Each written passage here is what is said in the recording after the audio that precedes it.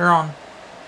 Hi everyone, I am here with our Christmas story for December 13th. Our event calendar says, third Sunday in December already.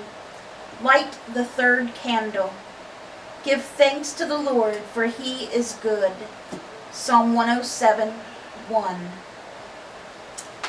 So let's mark off December 13th for the event calendar. Advent, whatever.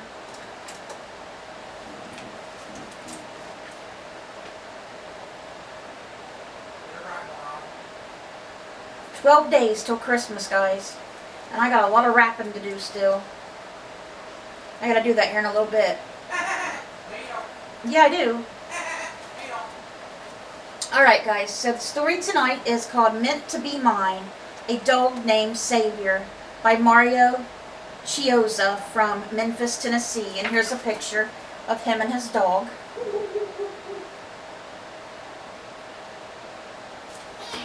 Alright.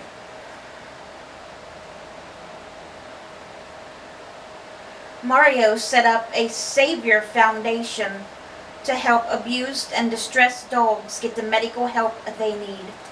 That's very nice. Thank you, Mario. Okay, he says, I climbed into my car, every part of me exhausted. The only thing I wanted was to go back to bed that early December morning. But work was waiting for me. I turned the key in the ignition. Lord, I asked, give me the strength to make it through one more day. The last few months had been the worst of my life.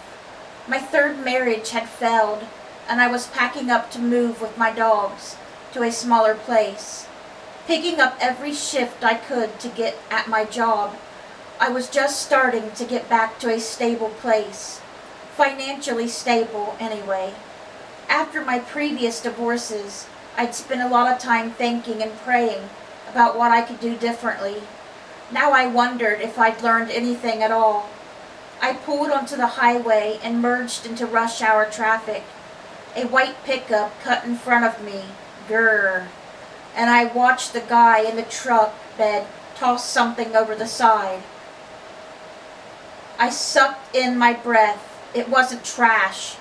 It was a dog. She hit the ground with her front legs, then her back legs almost in stride, and lurched forward, trying desperately to keep up with the truck. It sped off and cars zoomed around her. It was a miracle that the fall alone hadn't killed her. That is so sad.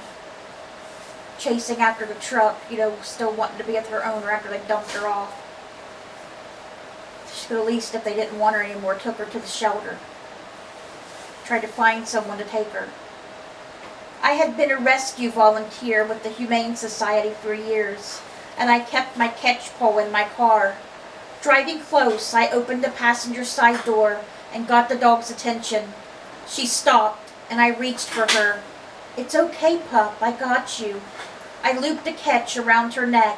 Scared she would bolt, she looked at me as if making a decision, struggling into the car.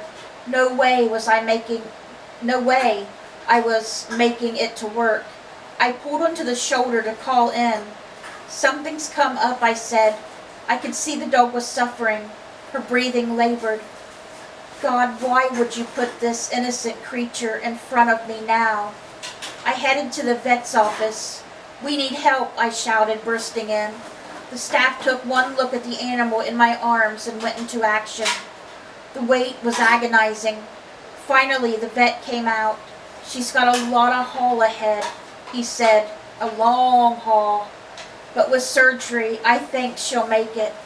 When she's able to go home, you'll have to watch her closely. Wait, what? Oh, she's not mine, Doc. I just brought her in. My mistake, he said. We'll give the shelter a call and work it out. A dog like this would need a lot of tender care to have any hope of trusting humans again. Without it, she would be unadoptable and most likely euthanized. No need. I can foster her for the time, I said, wondering where I got the idea I could take on the responsibility and expense. I had my own dogs to look after. Wasn't my life complicated enough? Even after a lengthy stay at the vet, the dog was nowhere near fully recovered. Finally, the vet okayed her release, but she would need continuing treatment. I drove over after work to get her. "So you're the one who rescued Xavier," the receptionist said when I arrived. "That's what we've been calling her. She's been such a sweetheart despite what she's been through. She gave us all something to think about, especially during the Christmas season. Let's go get her." When Xavier laid eyes on me, she wagged her tail hard and fast. I swear she even smiled. In an instant, I felt restored. More so, I felt real hope that I could live a better life. I just had to keep trying. Xavier would remind me of that every day. She befriended everyone who came across, with an outpouring of love and support. From the vet's office and the community, I could cover her medical bills.